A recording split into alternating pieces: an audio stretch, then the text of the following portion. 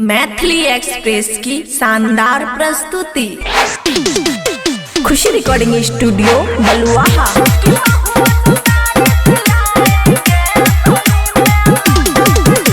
DJ Sumit Satish रईमा। सुनो मेरे यार, भाग जाए ना बेकार, साथ मिल के करेंगे खूब डांस। सारा रारा गाएंगे, मस्ती में झूमेंगे, चलेगा खसी कमाल। सुनो मेरे यार, भाग जाए ना बेकार, साथ मिल के करेंगे खूब dance.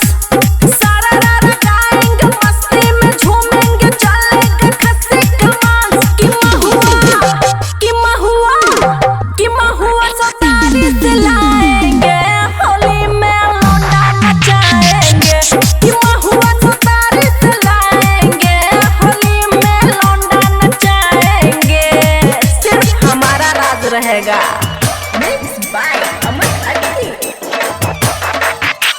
DJ Sumit Satish रईमा।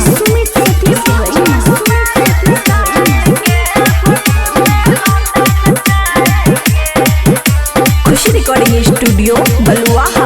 Pickup DJ को सेटिंग कराएंगे, टोला मोहल्ला में सबको नचाएंगे। पिकअप डीजे को सेटिंग कराएंगे, टोला मोहल्ला में सबको नचाएंगे। कि महुआ सतारी से लाएंगे, होली में लौंडा नचाएंगे। कि महुआ सतारी से लाएंगे, होली में लौंडा नचाएंगे।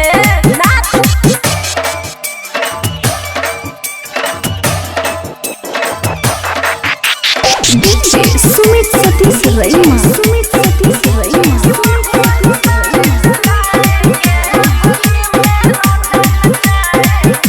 खुशी रिकॉर्डिंग स्टूडियो बलुआहा। रोशन दीवाना को रंग लगाएंगे, खुशी का वादा है, सबको हिलाएंगे, समझे। अमनवा को रंग लगाएंगे, खुशी का वादा है, सबको हिलाएंगे। कि महुआ सतारी से लाएंगे, होली में लौंडा नचाएंगे। कि महुआ सतारी से लाएंगे, कि बूढ़वा को लौंडा बनाएंगे, छोड़ेंगे नहीं यार। खुशी रिकॉर्डिंग स्टूडियो बलुआहा।